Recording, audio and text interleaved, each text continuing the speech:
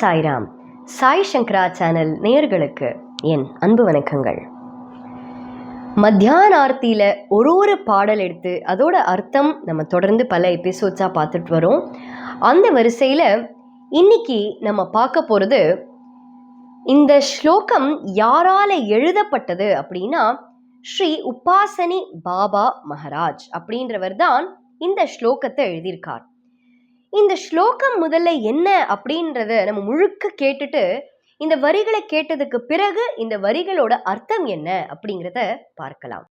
சதா சத் ஸ்வரூபம் சிதானந்தகந்தம் ஜகத் சம்பவஸ்தான சம்ஹார ஹேதும் ஸ்வபக்தீம் ச யாமானு சம்தர்ஷயந்தம் நமாமீஸ்வரம் சத்குரும் சாயிநாதம் பவத்வான வித்வம் சமார்த்தாண்டமீட்யம் மனோவாகதீதம் முனிர்த்யானகம்யம் ஜகத்வ்யாபகம் நிர்மலம் நிர்குணத்வம் நமாமீஸ்வரம் சத்குரும் சாயிநாதம் பவாம்போதிமக்னாந்திதானாம் ஜனானாம் த்வபாதாஸ்ரிதானாம் ஸ்வபக்தி பிரியானாம் சமுத்தாரணார்த்தம் கலோசம் பவந்தம் நமாமீஸ்வரம் சத்குரும் சாயிநாதம் சதா நிம்பவ்ருக்ஷஸ்ய மூலாதிவாசாத் சுதாஸ்ராவிணம் தீக்தமப்யப்ரியந்தம்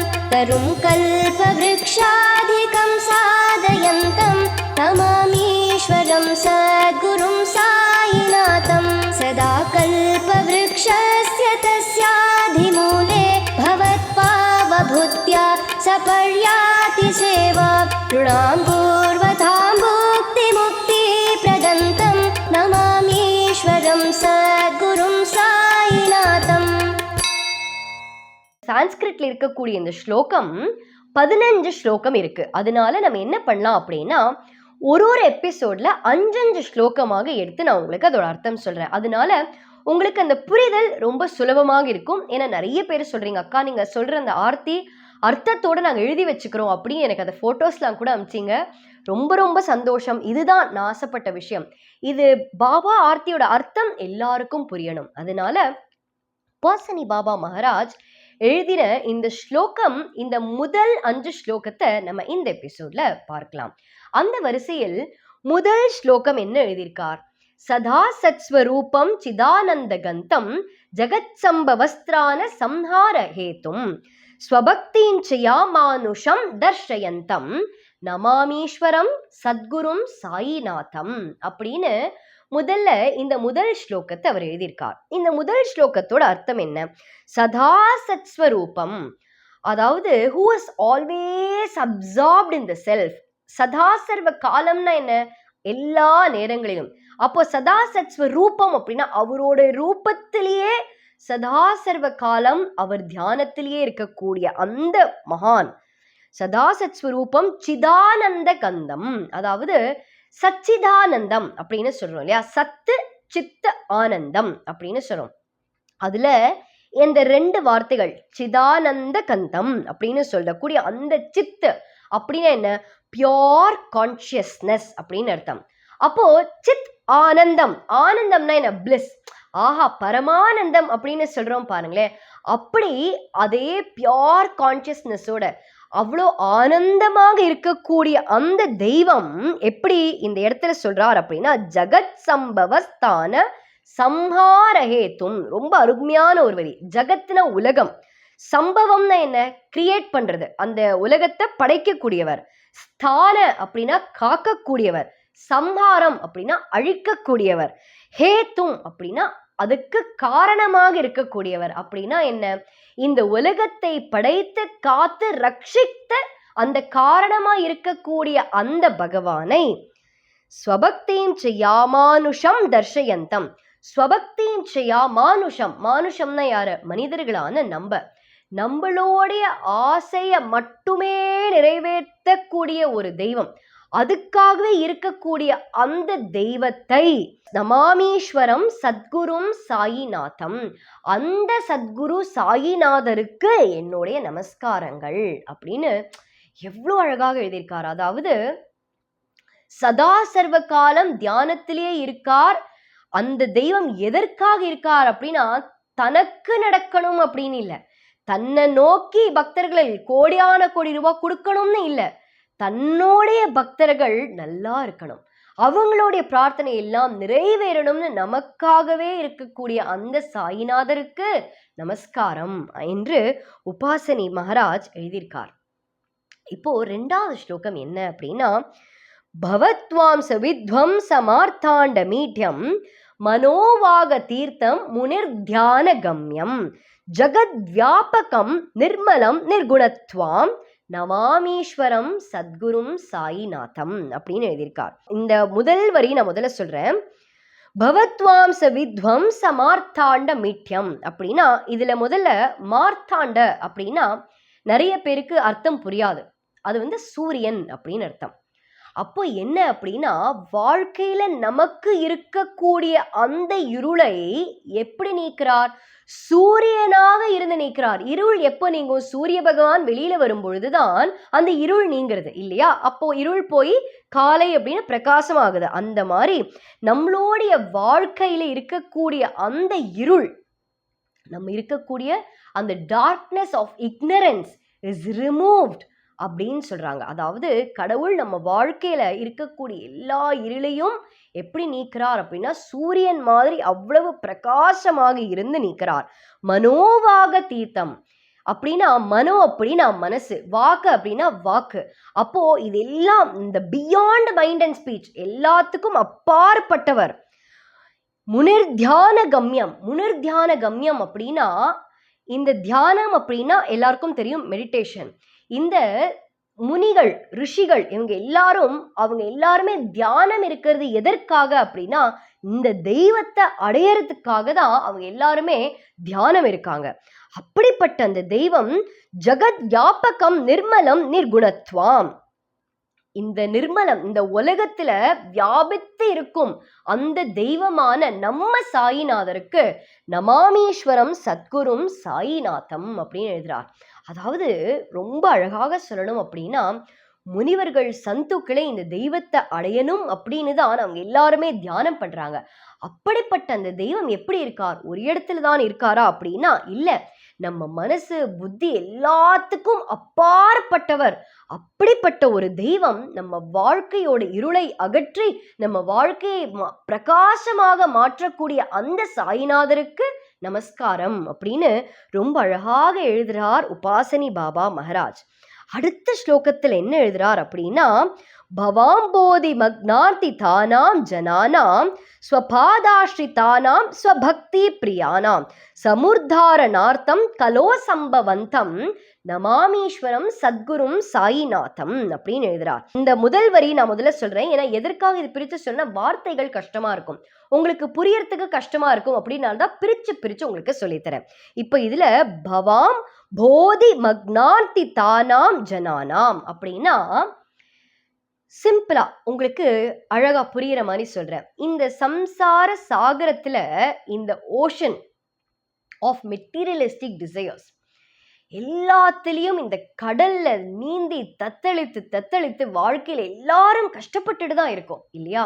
எல்லாருமே இந்த சம்சார சாகரத்துல விழுந்து மூழ்கிதான் இருக்கோம். அதுதான் இதோட அர்த்தமே. யாரெல்லாம் அதுல மூழ்கிட்டு இருக்கோமோ ஸ்வபாதாஸ்ரிதானாம் அப்படின்னா அந்த பாபாவோடைய பாதத்துல, பாபா இந்த சம்சார வாழ்க்கையெல்லாம் வேண்டாம் அப்படின்னு நீயே அடைக்கலம், ரெஃப்யூஜ் அட் பாபாஸ் ஃபீட் அப்படின்னு நம்ம சொல்றோம் பாருங்க. பாபாவுடைய பாதத்துல சரணாகதி அடைகிறது அப்படின்னு அர்த்தம்.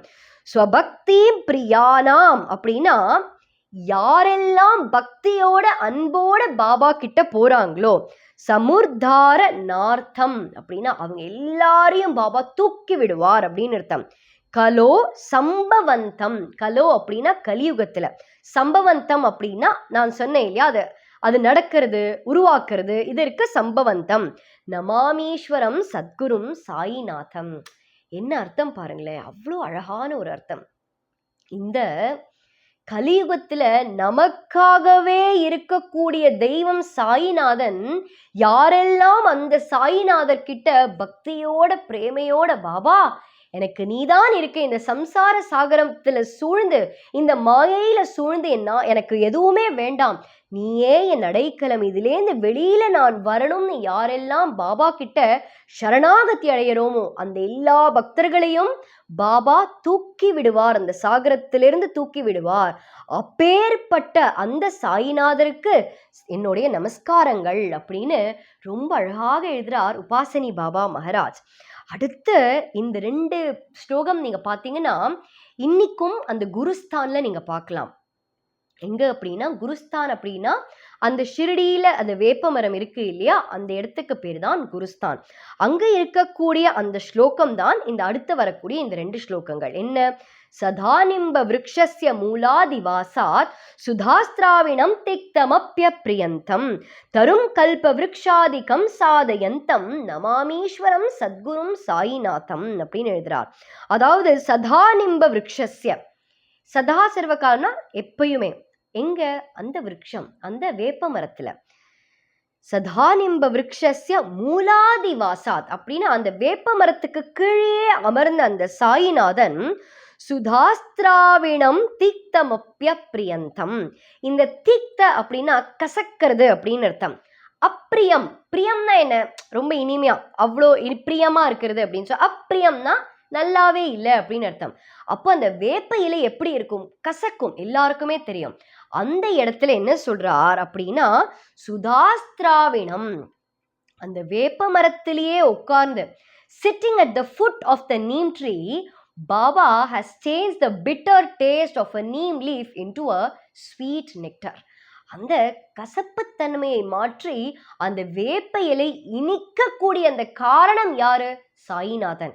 எல்லா இடத்துலையும் வேப்ப இலை இனிக்குமா அப்படின்னா இல்ல, வேப்ப இலை கசக்கும், அது வேப்ப மரத்துடைய தன்மை. ஆனா பாபா அந்த வேப்ப மரத்துக்கு கீழே அமர்ந்ததுனால குருஸ்தான் இருக்கக்கூடிய அந்த வேப்ப இலை இனிக்கும்.